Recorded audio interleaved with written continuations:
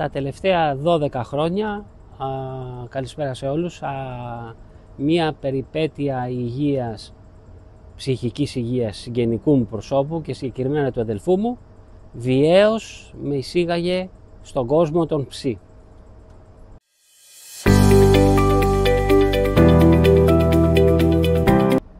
Βεβαίως και αντιμετωπίζουν οι επίσημοι φροντιστές συμπτώματα εξουθένωσης, στα ελληνικά, burnout στα αγγλικά είναι ο όρος, τόσο σωματικής εξουθένωσης όσο και ψυχικής εξουθένωσης. Για το λόγο ότι πλέον αναδέχονται με δική τους απόφαση ευθύνες στο διηνεκές. Δηλαδή αλλάζει η καθημερινότητά τους, αλλάζει το πρόγραμμά τους, αλλάζει ο τρόπος ζωής τους με δική τους απόφαση για τον άνθρωπο που αγαπάνε και φροντίζουν, και αυτό συμβαίνει πλέον στο διηνεκές. Αν αλλάζουν στάθμη καθημερινότητας.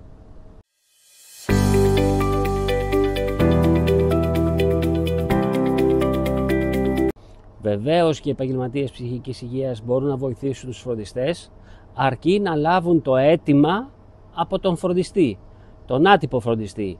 Το σημαντικό είναι να κατανοήσει ο άτυπος φροντιστής, επειδή ο ίδιος δεν είναι υποκείμενος της ψυχικής νόσου ή της νόσου ευρύτερα, ότι τελικά πάσχει και ο ίδιος στο θεραπευτικό ταξίδι του υποκειμένου που υποστηρίζει, που φροντίζει, και χρειάζεται και ο ίδιος να λάβει υπηρεσίες ψυχολογικής και ψυχιατρικής υποστήριξης. Άρα το ζητούμενο είναι να γίνει κατανοητό από τους άτυπους φροντιστές ότι πρέπει οι ίδιοι να ζητήσουν βοήθεια όχι για τον άνθρωπο που φροντίζουν, αλλά και για τον εαυτό τους.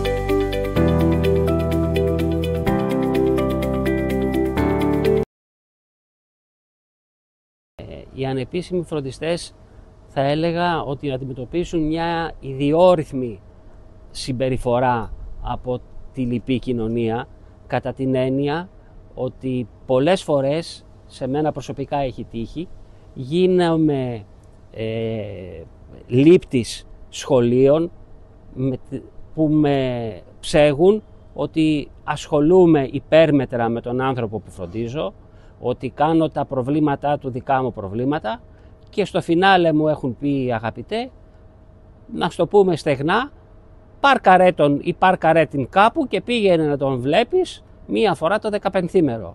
Δεν έχει όμως η κοινωνία αντιληφθεί ότι είναι δική μου απόφαση, με ό,τι αυτό συνεπάγεται, να φροντίζω τον άνθρωπο που αγαπώ και εκτιμώ.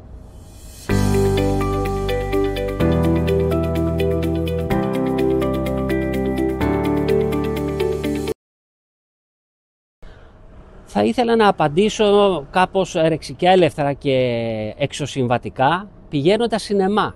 Με ποια έννοια?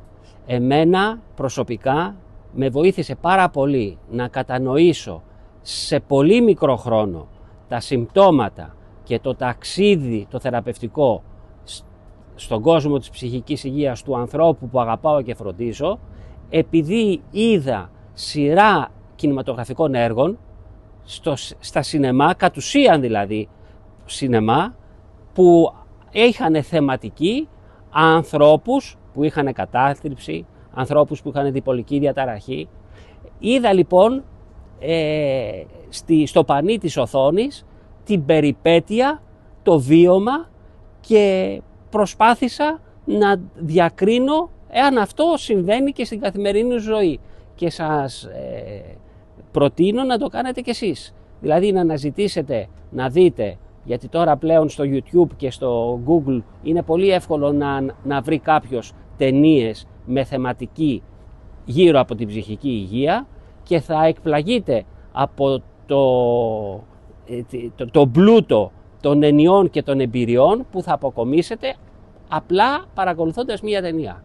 Και με αυτόν τον τρόπο και η υπόλοιπη κοινωνία και οι άνθρωποι που δεν πάσχουν ή δεν είναι φροντιστές ανθρώπων που πάσχουν θα αντιληφθούν ότι ένα ψυχικό θέμα μπορεί να συμβεί σε οποιονδήποτε, μπορεί να συμβεί στους συγγενείς ή στους ανθρώπους που αγαπάμε οποτεδήποτε, και άρα να άρουν το στίγμα της ψυχικής υγείας που φέρνουν τα υποκείμενα.